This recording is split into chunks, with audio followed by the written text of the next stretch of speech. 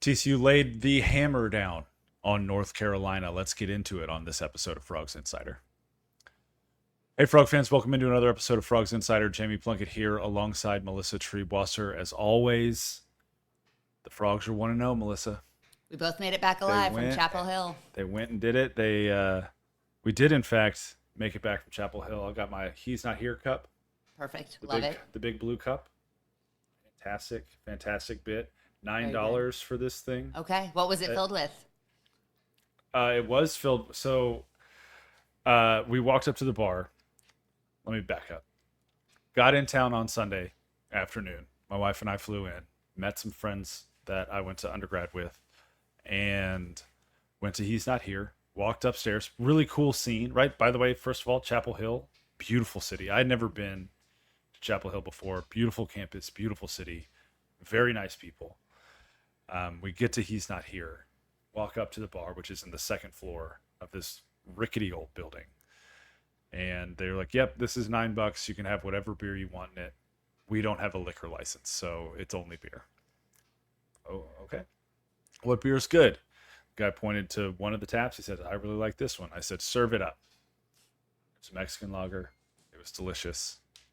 I brought multiple cups home. Okay. Yes. Good to know. Here's the thing. If you bring one cup home and a kid claims it, then the other one wants one. So I had to have at least two. And then you needed one for yourself, so that's 3. And then Exactly. Skylar also likes to stay hydrated. Might as well have a family set. Yeah, so now Right? you've got It's like fine pets. Yeah, so Yeah. I mean, you could justify this. And $9, hell of a deal. Exactly. I mean, it's a 32-ounce cup. So it's what's too in it big. tonight? Do we want to know? You'll never know. All right, Jamie.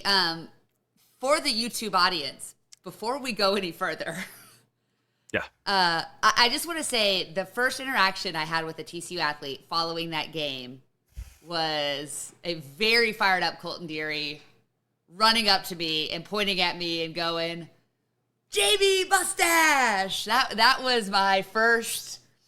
And then it did, there was other words spoken, but it was, sure. he's got to grow the mustache. And Colton, like literally the first thing I heard from a TCU person was Jamie's got to grow the mustache. It was one of the best highlights of my 15 years covering TCU. Look, if there's one thing on this earth that I know, I love Colton Deary. He is hysterical. Same. He has been so fun to get to know over the last couple of years.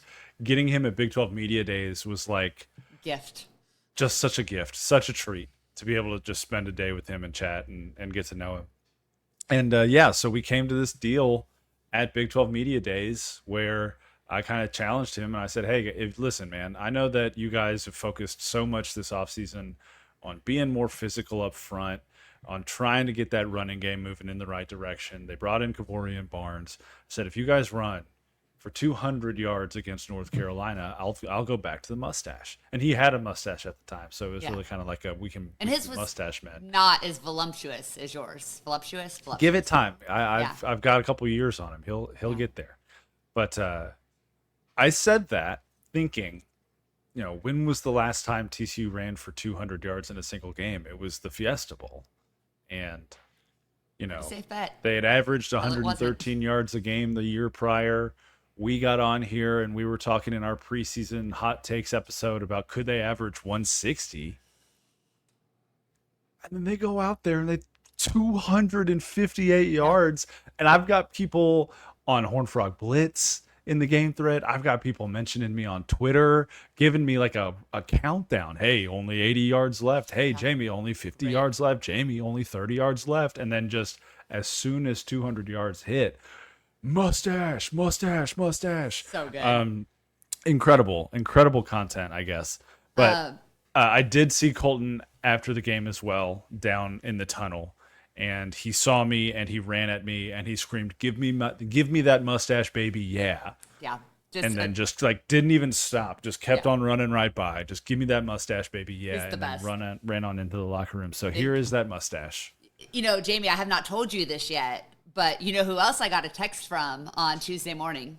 Oh, no. Who I had forgotten was also part of the mustache bet. Our good friend Brady Johnson. Oh, Brady texted me too. Brady texted me. I guess JB and I are rocking a mustache this month. I If you need to guys, send him. Hang on, I'm going to do you gotta this send him live on yeah. YouTube. I'm sending him a mustache selfie Yeah, real so quick. so Brady, if you guys don't know, does communications. He's TCU men's tennis. He's TCU women's basketball.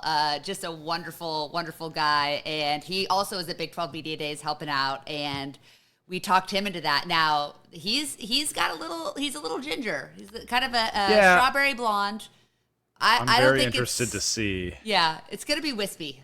It's going to be wispy, I have a feeling, and that's going to be amazing. Unfortunately, TCU women's basketball will not have started, but TCU men's tennis will. So Brady's going to have to rock that mustache in some uncomfortable places, and I am so here for it. It's going to be great. But he's like officially representing the university. Yeah.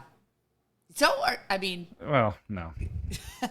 But listen, I love the mustache. I don't think it looks that bad, but I've always had like a little vanity streak in me that there are other things about me that keep me humble. The mustache at this point is not one of them. I'm feeling good. I'm feeling good about it. It looks better on you than it would on me. That probably goes without saying. Yeah. Well, Listen, I think both of us, and outside of your wife, most of TCU's community, and she's a Red Raider, so her opinion doesn't count on this, but most of the TCU community is probably ecstatic to see you rocking that mustache, no matter what they feel like it looks like, because of what it represents, right? 100%. And it's TCU not just rushing for that amount of yardage, but imposing their will on a Power 4 opponent. Whatever we want to, we'll talk about whether or not that a good Power 4 opponent later, but just playing, just saying we are going to run it down your throats, and when we get 3 yards, we're not going to quit running it. When we get 75 yards, we're not going to quit running it. When we need to take 6 minutes off the clock to end the game, we're going to be able to do it on the ground. And it was one of the most, oh, there's my laundry finishing, sorry. It was one of the most impressive, I mean, since the Fiesta Bowl, probably one of, if not the most physically impressive games we've seen TCU play in the trenches. It was really just when you as a team, when you spend all off season with a almost singular goal in mind, especially from an offensive perspective, and you do everything in your power to address that to the best of your ability, whether that's portaling a guy in, working hard to develop a line, whatever it might be, it has to feel great to see that pay out in game one. Yeah. Right. I mean, and you could see just, especially the long touchdown from Kavorian Barnes in the third quarter, like Kendall Briles just running down the sideline, hands up in the air. Like Sonny Dykes looked incredibly happy. Yeah. Like like those guys had to have such a sense of like, yes, like the plan worked. The months and months and months of effort and planning and trying to get guys ready, it worked. And will it work to the tune of 258 yards every single game this season? Probably not. But now it's on film. Now people have to prepare for it. And I think regardless of what you think about North Carolina's defensive front, which I don't think it's in very good shape right now, you have a running back in Kavorian Barnes who has done it in the past at UTSA and has shown, at least for a brief moment, that he's got what it takes to do it against a Power 4 opponent. And there's just so much that you can bank from a game like this when it comes to the running game looks so much better now. How can we use that to benefit Josh Hoover and the passing game? And I think we saw a little bit of that on Monday night, and I'm excited to see how they continue to develop that, whether that's play action, some different looks, maybe moving away from some of those screens and short passes that weren't as effective on Monday night. But it was just really good to see. Very excited for TCU's offense to be two-dimensional again, and we'll see how it goes the rest of the year.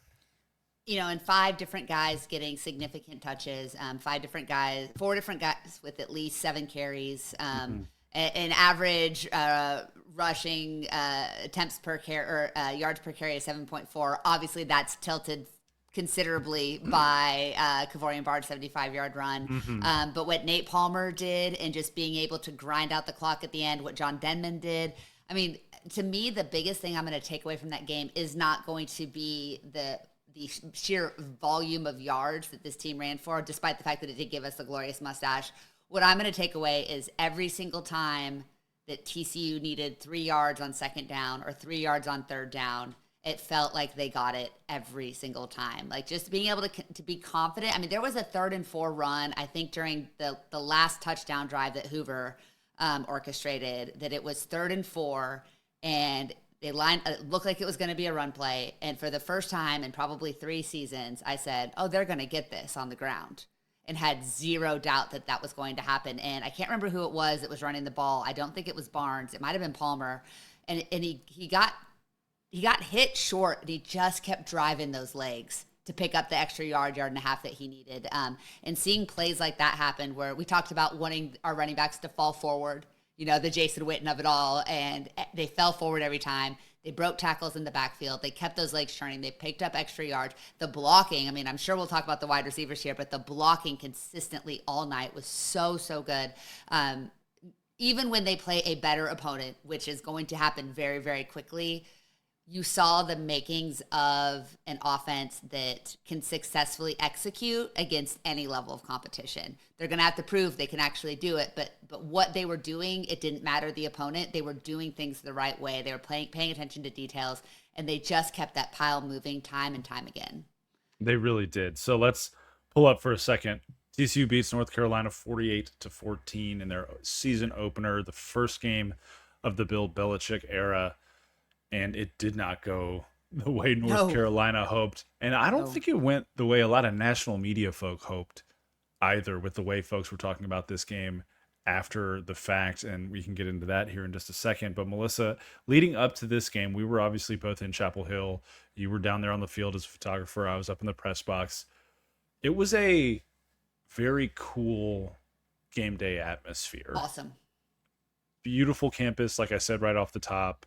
Listen, they do not call it Chapel Hill for no reason, though. Like, my quads burning today after carrying that 40-pound photo backpack and walking. I think I walked 8 miles total or 6 miles total on Monday alone. Goodness gracious. Yeah, I mean, the walking was we did a lot of it, right? I mean, Skylar and I walked all over the place. We walked all over that campus. Had to walk all the way around the stadium to get to the right media entrance because that was a little confusing. Same issue. Yep. A little confusing. And it's just such a beautiful setting, right? It's in the hills. There are trees everywhere. It's gorgeous. Just, the weather was perfect.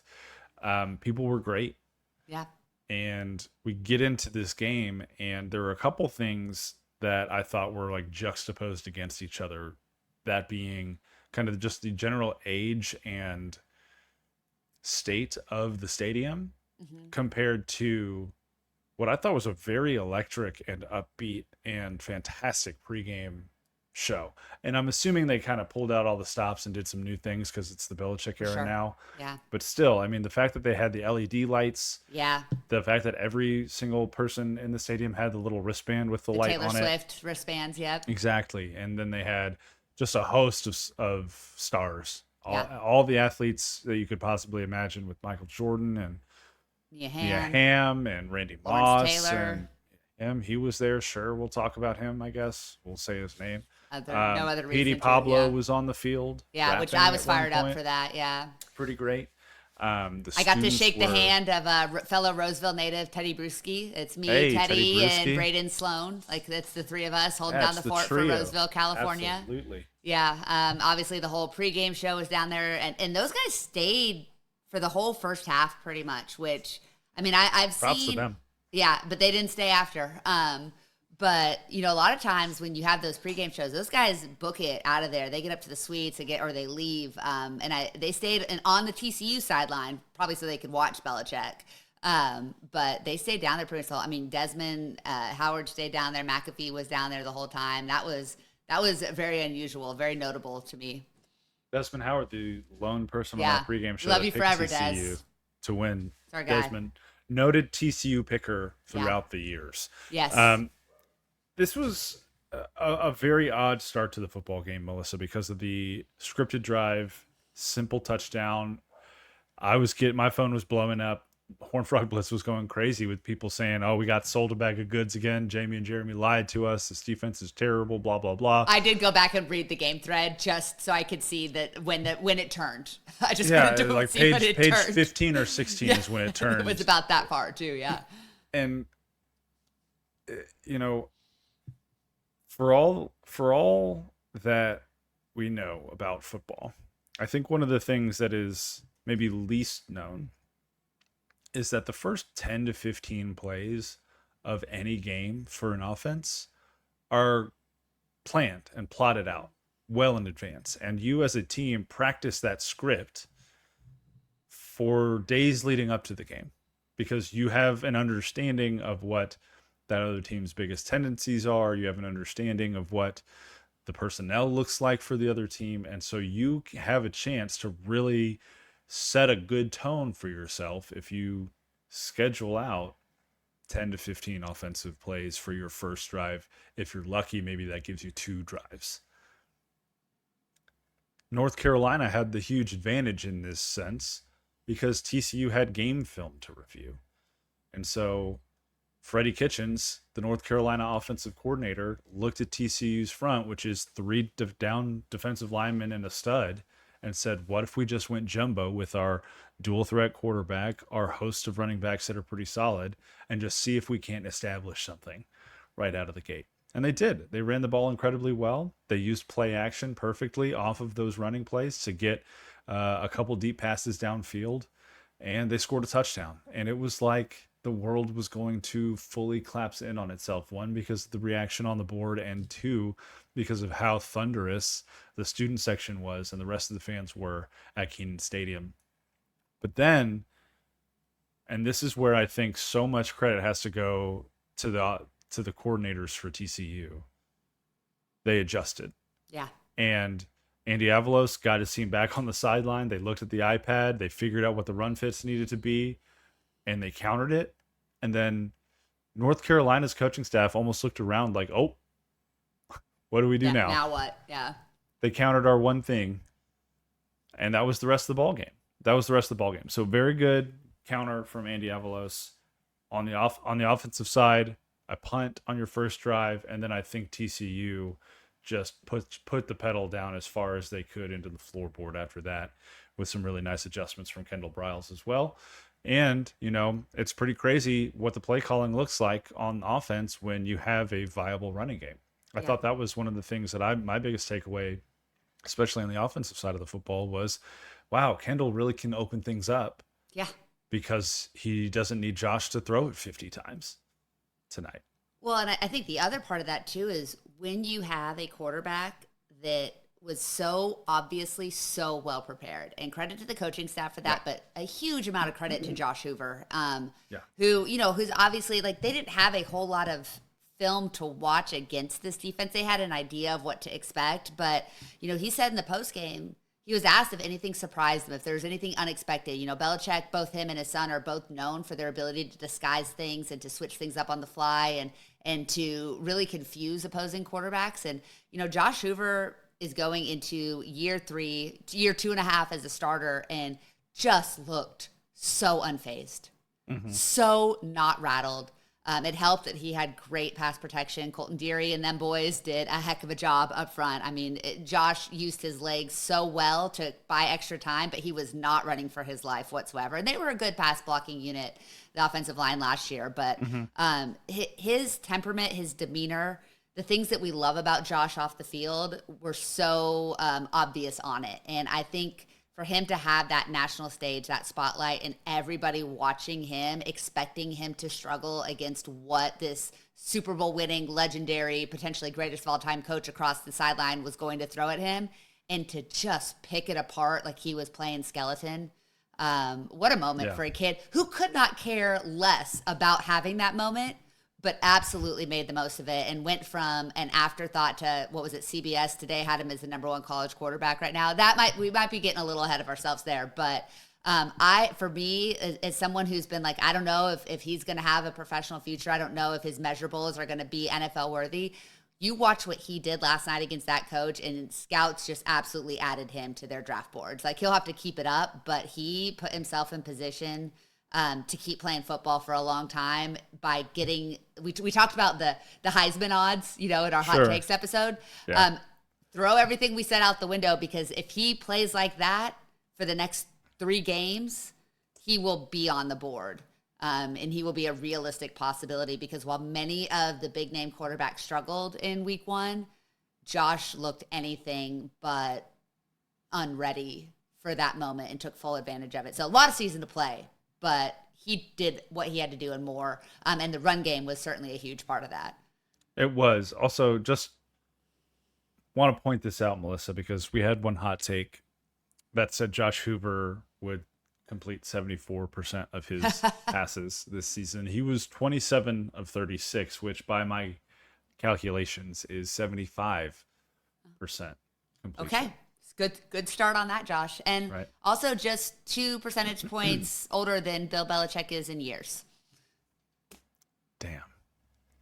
50 percentage points higher than I knew that was coming. Max 51. Johnson, the backup Oh, quarterback. I thought we were going to talk about Jordan Hudson. They are the same age. Oh God. Hey, before you, since you brought him up, before you move on, I'm glad that it happened in garbage time, just because that meant TC was up so much. But a huge shout out to Max Johnson making a return to the football field after a devastating injury that would have taken out many a player. Yeah. And the rehab that he went through, getting to throw a touchdown to his brother, who's a tight end at UNC, getting to look that confident and get those opportunities, take a couple big hits. Super happy to see Max back on the field. And I don't know what's going to happen going forward. Gio Lopez got banged up in that game. But Max Johnson certainly looked the part of a guy who's ready to help that team recover. But just want to give a massive shout out to Max Johnson for how he played and the fact that he got back on the field and looked really good, in garbage time minutes. But for him, I'm sure just taking a snap, I can't imagine the emotions his family felt in that moment. So super happy for him. Really cool to see. And like you said, glad that it didn't happen until late in the third quarter because he seemed to have he seemed to fit that offense a little bit better than Gio Lopez, just because it is more of a pro style offense. They didn't try to run Lopez hardly at all, which I was a little bit surprised by especially early in the game before things got really out of control. But I will say, so we kind of know the themes of this game, right? UNC comes out, strikes hot. TCU scores 41 unanswered points. It's the first time since the Fiesta Bowl TCU has had a 100-yard rusher and a 100-yard receiver in the same game. Most rushing yards since the Fiesta Bowl. But let's get into some shout outs that maybe we didn't talk about in the post-game show and that I think we should really talk about now. And that is, so I'll go first, and then I know you've got one that you want to do as well. I want to talk more about DJ Rogers because Good shout, man. Good shout. we talked a lot about Jordan Dwyer on the postgame show. 9 catches, 136 yards, and a touchdown. Obviously, he was kind of the star receiver. Had that excellent catch over his shoulder on that vertical route for the first score. Had another excellent catch on the sideline from what I thought was Josh Hoover's best throw of the night. Incredible throw. Everybody was talking about Jordan Dwyer after the game, but 5 catches for DJ, a touchdown, TCU's final touchdown of the night. He had 43 receiving yards, and he blocked his ass off all night long. He blocked down on the Trent Battle touchdown. He was a huge part of why TCU was able to run to both edges of the line all throughout the night. And I think that one of the biggest aspects that went less noticed on Monday night was the effect that DJ Rogers had throughout the game in multiple ways, because he had the touchdown catch, yes, and it was a nice throw. Josh looked him off and pointed somewhere else in the end zone to try and get his guy off of him just a hair. But DJ also took some big hits in this game. His first catch over the middle, he got sandwiched right at the first down marker. His second catch, he got hit so hard by a safety coming down on him that he stopped his momentum and fell almost in the opposite direction out of bounds. He took big hits. He was putting his helmet down and blocking. Just everything you want from a tight end, a veteran tight end who's been a leadership voice in that locker room all offseason. And what a compliment. We talked about how much the running game getting going can give you versatility when it comes to play calling, but having an active tight end is so similar. I mean, just think back to this offense with Jared Wiley in 2023. Now, if things had been a little bit more established in 2023 on the defensive side of the football, TCU might have won a couple more games. But offensively, Jared Wiley was a huge part of that. And if DJ Rogers, maybe not as fleet of foot as Jared Wiley was, but a big body, a better blocker probably than Jared Yeah. Wiley, and really soft hands, I think he's going to be a big piece of this TCU offense this year. I'm really excited to see what he can do moving forward because he had an absolutely fantastic week 1 against UNC. 5 catches on 5 targets, 43 yards and a touchdown. And one of my absolute favorite moments, top 3 moments for me of the game, was after he just bullied a guy for a touchdown. He reaches over and you think, oh, he's going to talk crap. And this is right in front of me, literally right in front of me. And he reaches down and he puts his hand down and helps the guy up. And to me, I was like, what a moment. Like, what, like, and What a not, sweetheart. and he didn't even seem like it was sarcastic, but to me, that was such a, oh, yeah, I feel this is a pity. I'm going to help you up because I just beat the snot out of you. Also, shout out to DJ Rogers. In the transfer portal era, a kid that stayed, waited his turn. I mean, but still, like, after he's been here. That's true. He's been here for 3 years. He's been here for 3 years. But and again, played behind some pretty good players and an offense that didn't look like it was going to be using the tight end position a whole lot after Jared Wiley, and had a heck of a game, and looked like he is a big part, and also stayed for he's senior, right? Stayed for his senior season when they went and got Pimpton, who we haven't seen play yet. He's been banged up, and still wanted to be a part of that team. And like you said, be a vocal leader on this team too. That's, I think we're celebrating that he found his fit, and then he stuck it out. He could have left, and he didn't, and he was rewarded by getting a lot of opportunities and making the most of them on Monday. He's just another example of what Sonny Dykes' philosophy is for roster construction, which is if you're going to go get a guy in the portal, go get a guy who's got multiple years. Go get a guy who is going to want to stick after that one move. And then that is a supplemental piece. You don't build the whole plane out of that. Yeah. And we saw it, we saw it that night. We saw it last night or Monday night with DJ. We saw it with Jordan Dwyer. Yeah. We saw it with Kavorian Barnes, right? These guys who are looking for a second chance, and they're the minority as far as most of these guys have been on the roster since they were freshmen. But the coaching staff saw something in these guys, wanted to get them in, and now they're contributing in a huge way. You think about Colton Deary. He was at Maryland his freshman year. Yeah. Right?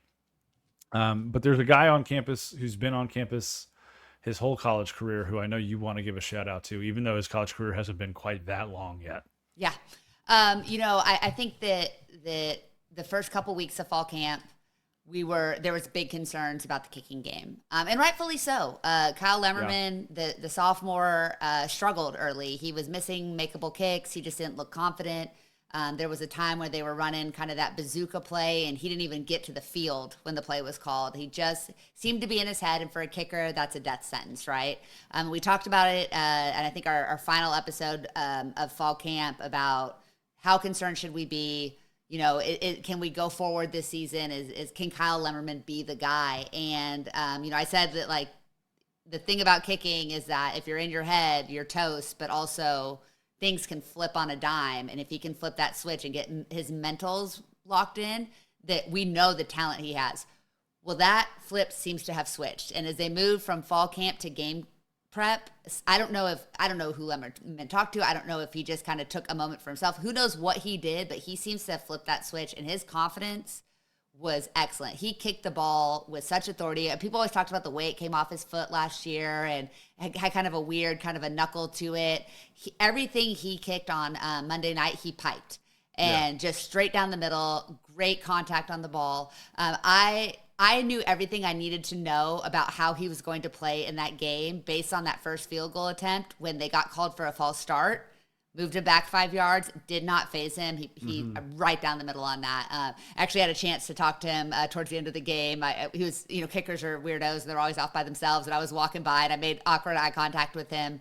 I don't think he knows who I am. He might. I'm sure he's seen me around. But I just said, hey, like, hell of a job tonight, kid. Like, I'm super proud of you. Great work. Keep it up.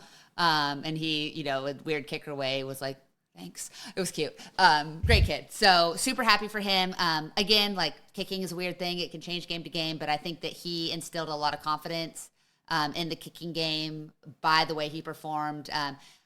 I think I don't remember if we talked about this. I don't remember if we asked about this, but I feel like somewhere you've said something about them not trying to kick it through the end zone, like it was, or maybe it was Jeremy that they were designed to let UNC return the ball.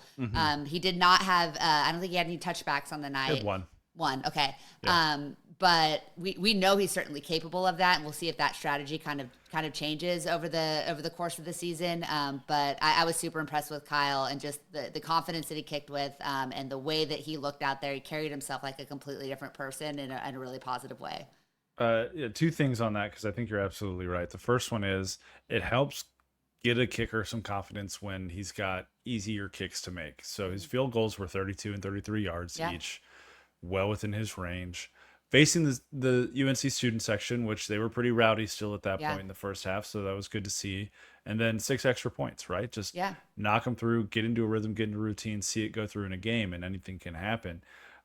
So that was really good to see, even though his like the limits of his talent weren't Sure. really challenged. Sure. It was still, like you said, just good to see him kick with confidence and make those easy kicks look exactly that, really Yeah. easy.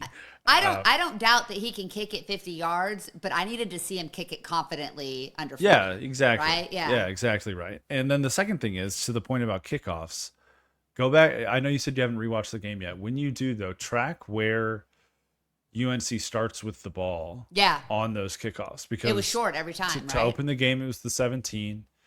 They had another one at the 19, another one at the 22 or the 23. I think the only time they started beyond the 25 when they returned to kick was after Bud's pick six, and that was because he got the unsportsmanlike and Yeah. Lumberman was kicking off from the TCU 20. And even then, UNC only started with the ball at like their own 34. 35, yeah, something like that. So 34, 35. And so when you think about starting field position and how important that can be over the course of a game to giving your defense a little bit of an advantage, the strategy absolutely worked on Monday night for TCU to allow North Carolina to bring it out. And it's not like he was kicking it at the goal line. He was kicking Yeah. it 4 or 5 yards deep, and UNC was still bringing it out, which I Yeah. thought was interesting. And they continued to do that even after the first few times they weren't reaching the 25. So that might be a learning opportunity for North Carolina, but it was a strategy that definitely worked out for TCU. And to me, it makes sense to employ that strategy. With 70 new players on that roster, you probably had a lot of youth on special teams, probably a lot of freshmen would be my guess. I have no idea. I did not look this up because why would I prepare? But theoretically, I'm guessing the guys on special teams were not guys with a ton of experience playing collegiate special teams. And so that might be what they anticipated, and they took advantage of it. But yeah, overall, super excited for Kyle. Hopefully he gets a nice, easy week again. And I still believe fully that he's going to have to make some high pressure kicks this season. I think there's going to be a lot of close games and road environments, and that they're going to need him. And so for him to get to start that way, not just making kicks, but confidently swinging that leg, to me is a great thing. And I'm super happy for him, super proud of him. And I feel a lot differently about special teams than I did. The punting game, I think there's still some growth opportunities there. Sure. But I learned a lot about Ethan Craw, A, from the speech he gave during the Carter Boys. But B, Yeah. when he took when that ball hit the ground, he picked it up and got it off still and took that hit. That was nice. I liked it. I need to make a point too, because there was a debate about whether or not that should have been roughing the kicker, and I believe people said, on the board, and I saw it a little bit on Twitter too, the ball touched the ground, and so you can do whatever you want. That's not necessarily true by the letter of the rule. If take Yeah. the UNC punter, for instance, when he Devin flubbed Deal murder. and Deal murdered him. Deal made contact with the punter before the ball left the Yes. punter's foot, Yes. right? So that was not roughing in that instance. It should have been called roughing on Craw because Okay. the kick was away. The kick was out. Yeah, and he away, pushed him and after. then he got blasted in the chest. Yeah. Okay. That should have been roughing because the kick was already away and the punter still got sent to Narnia Yeah. with that hit from that guy that was gunning for him. So there's a little bit of nuance in the rule. I didn't pull up the rule because, again, like you said, who likes preparing? Yeah. But the We don't rule do that does here. state that the ball touching the ground does not negate roughing the kicker. Like you're not just allowed to blast the kicker because the ball touches the ground. There's That's still a little nuance that's a around that. good clarification because I did see a lot of conversation and I just forgot about it in my I got 1 hour of sleep between Monday and Tuesday and My had goodness. no ability to put thoughts together. And went and taught, by the way. You know, Thank goodness not TCU being able won. to put It's not been being able to rough. put thoughts together, Melissa, that's a great segue into what I want to talk Oh about God. next because there was some interesting coverage Mm. about this game from folks who talk about college football at the national level for a living. And just wanted to get your thoughts on this a little bit. I know you've been reading some articles and stuff.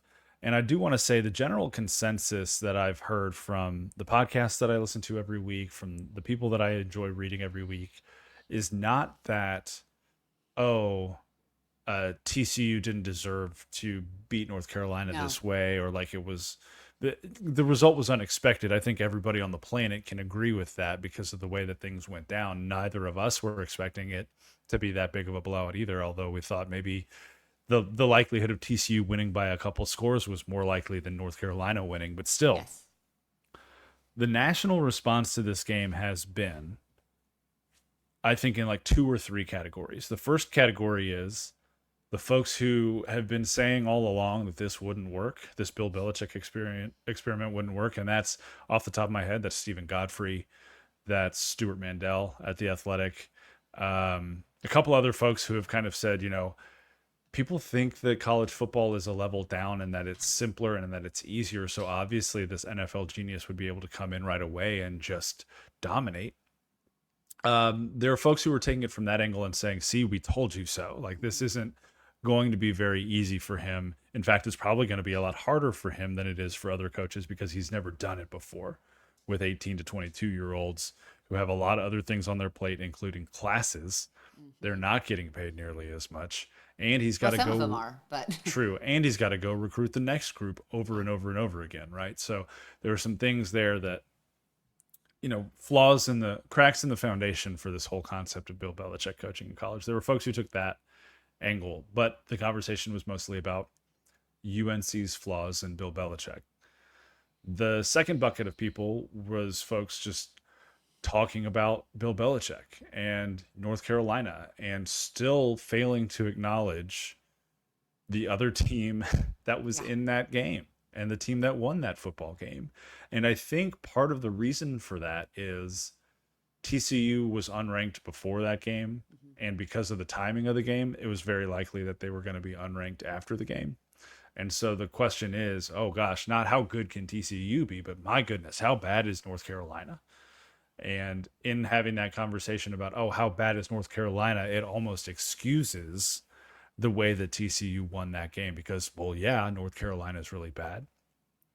And I think that's really interesting because obviously, first of all, I don't blame folks for talking about this game that way because it was built up that in a manner that this is the only rational way that they can address it after some of the things that were said leading into this football game.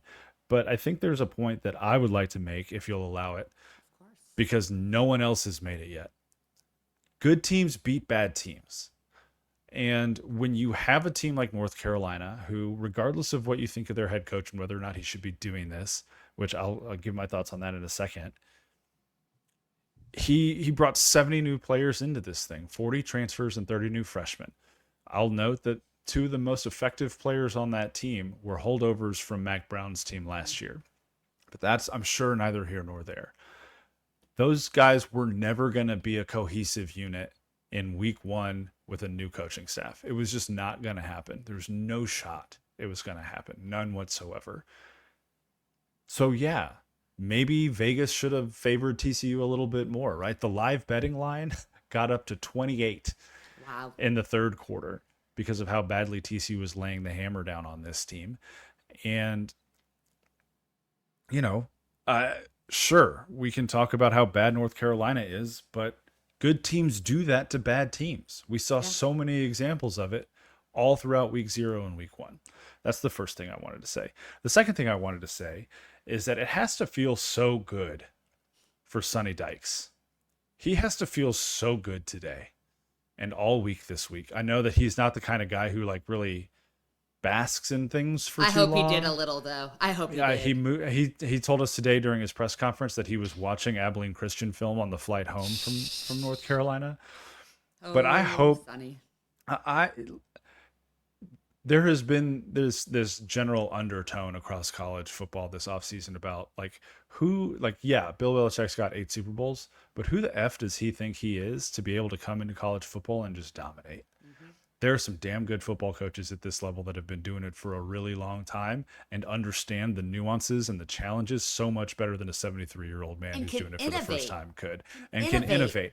And so there is no doubt in my mind, and I'll take this to my grave or wherever else the hell I have to take it. Bill Belichick straight up got out coached on Yeah, Monday night. Sonny 100%. Dykes out coached him. Kendall Briles out coached his defensive staff. Andy Avalos out coached his offensive staff.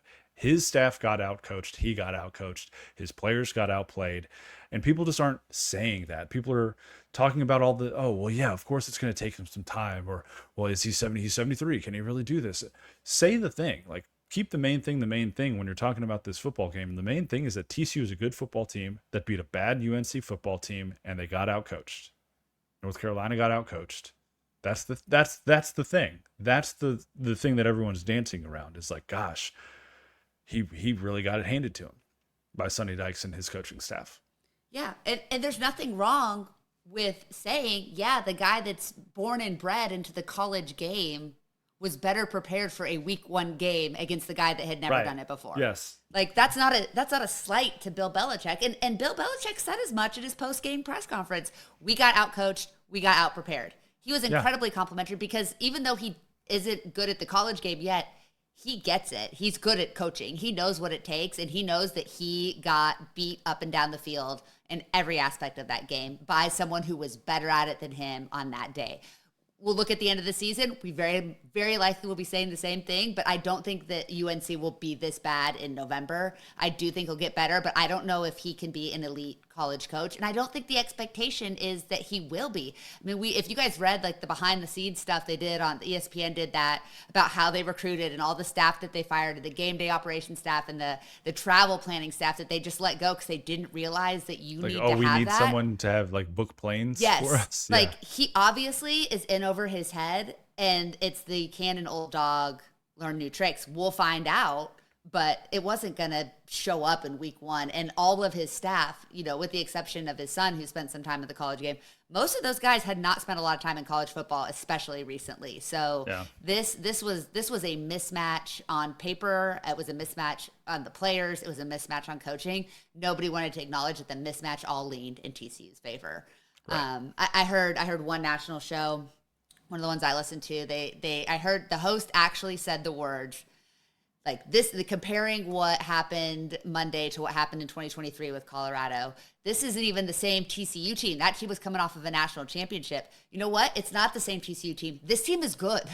You're right. That team was not. This team has talent that transitioned over from a 9-win football team Yeah. last year. That 23 team lost 7 juniors to the NFL, not to Yeah. mention a host of graduating seniors. And frankly, you and I were probably in the wrong for thinking that team would do anything other than Yeah. what it did.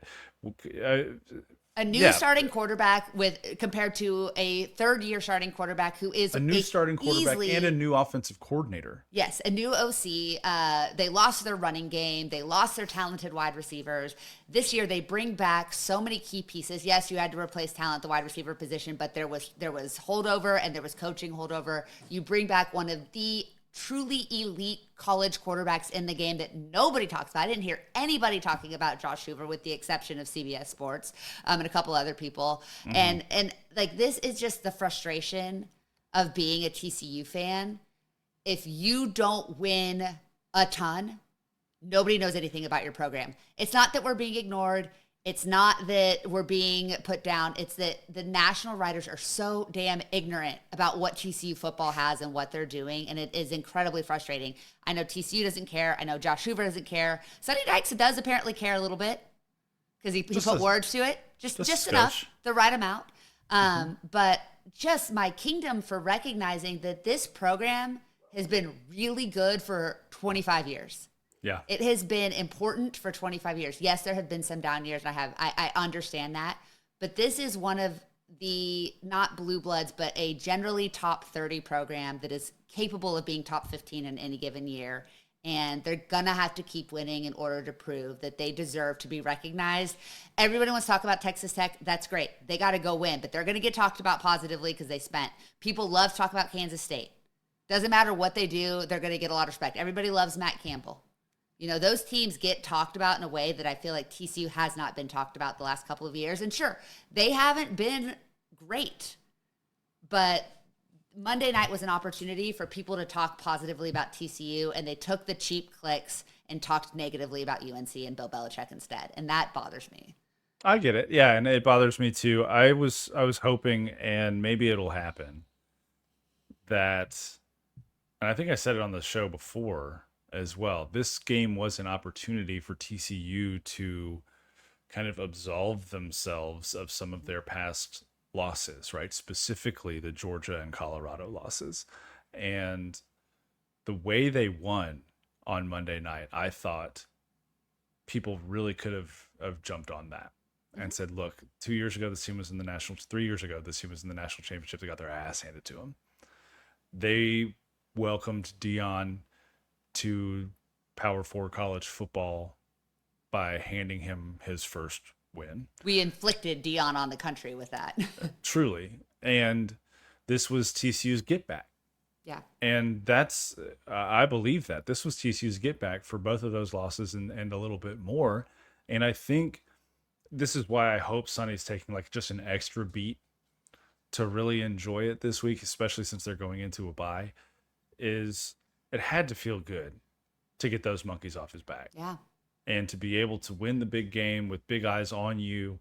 And it's everyone's talking about everybody else.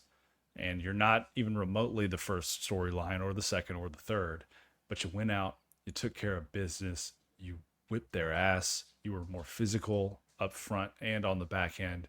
And when you came away, the dust settled. Everyone knew without a shadow of a doubt, regardless of what they talked about on their shows the next day, that TCU was the better football team and by a large margin. And now he has the task of keeping that thing rolling through a bye week and figuring out how to continue advancing this program. But he said all offseason that he's really confident in the depth that he's got. He said all offseason that he's really confident in this team's physicality. And all of that showed up on Monday night in the best of ways.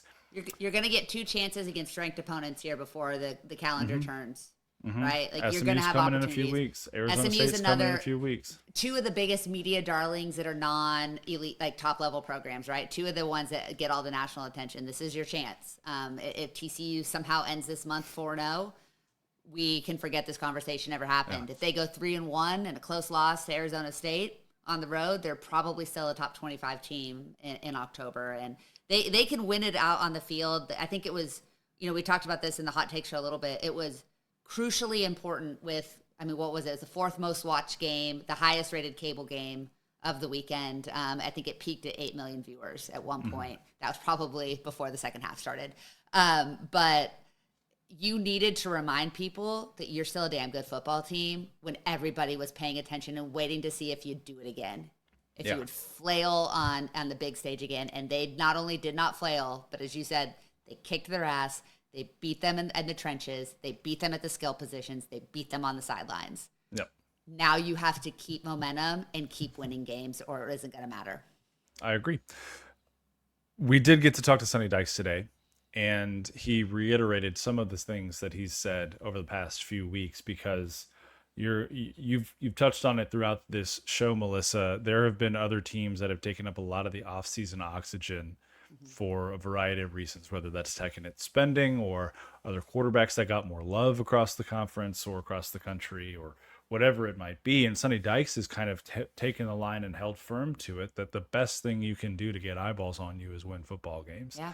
And he reiterated that again today. He said, at the end of the day, we were a standalone game on Monday night, and everybody knows about us now. Everybody saw us win that football game, and now it's about continuing to do that and making sure that those eyes stay on us because we keep on winning.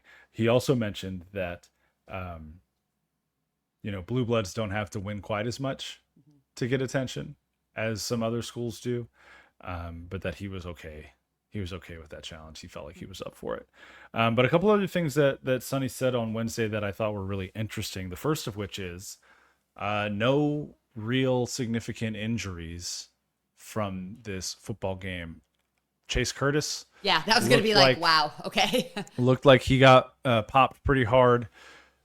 Potentially went unconscious for a minute with the way his body responded as he went down on that 3rd and 20. But he was back at practice. He was suited out today. He was going, so he's been cleared based on whatever they evaluated him for. No other really significant injuries to speak of. He did mention, Sonny did, that Ben Taylor Whitfield tweaked an ankle, but he was wrapped up in practicing today, so it doesn't seem like that's going to be anything that's going to hinder him for too long. And aside from the result itself, to come away that clean Yeah. after being this is, I will say, the beneficiary, the benefit of being the more physical team is you tend to be the one that comes away with the fewer injuries. Look at North Carolina. They've lost their starting quarterback and quite a few other folks as well. But I thought that was really good from Sonny. He said that they were going to get back to a normal weekly schedule starting. They weren't going to practice Saturday. They were going to do stuff on Sunday and then get into their normal game week schedule and just run it from there, because it's been such an awkward start to the season for them with a Monday night game in week 1 and then going straight into a bye week. A couple other things. What else did he mention? I didn't write anything else down. That's good. I did a great job of planning this episode. But he did talk a lot about he favors the SEC going to a 9-game schedule. Thinks it's really good. Understands the challenges of scheduling all of these games that we all want to see with a league that has 16 teams in it, right? I asked him about not playing Tech this year, the fact that Tech only plays one team from Texas this year. But yeah, no, it was a good day, good Sunny press conference. We got to talk to Jamel Johnson and Ryan Hughes as well. Our first time talking to Jamel in a minute. He led the team in tackles on Monday night. He had 7, and he talked about just how much he loved getting downhill, how much he loved the improved. That was the front. Jamel Johnson we thought we were going to get. Yes. Right? Like, that's the guy And that we all said, this guy has a chance to be a star. So when you have a guy like Bud Clark next to you who has the coverage skills that Bud has, that frees you up. And when you have corners that you trust to go mano a mano, like Vernon Glover and Shannon Canada, that frees you up to get down into the box and get your nose dirty and hit some people. And he absolutely did that on Monday night. That was great to see. Yeah. And I think too that, we talk about Bud and how important it is for him to come back from an on-field perspective, but the accountability that Bud dishes out both vocally and also by the way that he works. When you're a young guy and you look at what Bud Clark has accomplished and what he's yet to accomplish in his career, I think, and you see how hard he works and how much effort he puts into it, I think that does inspire you to want to follow in his footsteps in that regard too. And so Jamel came back, he flirted with the portal a little bit. He came back, and he not only came back, but he came back and looked super committed to being an important part of what can be the best safety unit in the conference and one of the elite safety units in the country. Yeah. And I mean, Kylan Jackson and Austin Jordan did their part as well. Kylan Austin Jackson Jordan was so good. Kylan Jackson's flying around like we saw all fall camp. Austin Jordan was fantastic in coverage on a long play on 3rd down. When we talk about everybody being physical, it starts up front in those trenches, but I mean, the skill position players were physical, the DBs were physical. Eric McAllister sticking his nose in there, shout blocking, out to right? EMAC, Like, it was man. just, Yeah. it was great. It was great to see it all the way around, and TCU's 1-0 because of it. The press conference from today is up on YouTube for those that want to go and check it out. Sonny Dykes, Jamel Johnson, and Ryan Hughes giving their thoughts both on the win Monday night and what they need to continue building on and improving on moving forward, because as Sonny said today, their win was not without mistakes. He said there were a few times when he was watching film, he was like, ooh, that we got away with it there. And a better team could possibly exploit that moving forward. So what a perfect thing for a coach to have. That's right. like the kick another team's absolute rear end and then be able to point to 25 things on tape you didn't like. That's like, I lived for those moments. And so he got to get right back at it today with his coaching staff and start addressing some of those at practice this morning. They'll do that again on Thursday and Friday, and then they'll take Saturday off before they hit the ground running Sunday with Abilene Christian Prep. Maybe a little SMU Prep mixed in there as well, although they don't I'd tend to imagine. get too far ahead. Yeah. They don't tend to do that in Sonny's program. But Yeah, ACU's got a tough one this weekend. They play a ranked SFA team. It's going to be one of the contenders in their conference. Tulsa handed it to them. This is still a solid ACU program, probably not quite as good as they were a year ago, where they took Texas Tech to the absolute brink before losing really late in the game. But I think that, like, I don't love an early bye week, but I think TCU going on the road, playing that game on what would have been a short week, having the bye, and then having kind of your tune-up game. Hopefully it's a game where the starters can pretty much be done by the first half. You keep everybody healthy. You give Josh enough series to keep him fresh. And you get ready for what I think is a bigger game, obviously, than UNC, based on SMU is going to be ranked. They're going to be a top 20, potentially a top 15 team going into that one, and there's going to be a lot of emotion. There's going to be a lot of interest in this game because it's the last one on the schedule for the foreseeable future. So I'm excited to see TCU tweeted out some new plans for pregame and Frog Alley. I heard that Mike Buddy was vigorously taking notes on UNC's the spectacle around the game and the way that they showcase the stadium and the lights and all of those things. I would not be surprised to see some of that get implemented. Obviously, not all of it can in 2 weeks, but I think that just because of the way their stadium's set up versus TCU's. But exactly. But I think that there's a concerted effort to make the game day environment feel bigger and more engaging. And I love the additions that they made. I just kept seeing bars and food, and then kid area. So it sounds like it's going to be a pretty good setup. And the bars were over here, and the kid area was over here. Yes, yeah. That makes a lot of sense. There's no kid bars that we know of, but that's to be determined. We haven't been out there yet, so we'll see.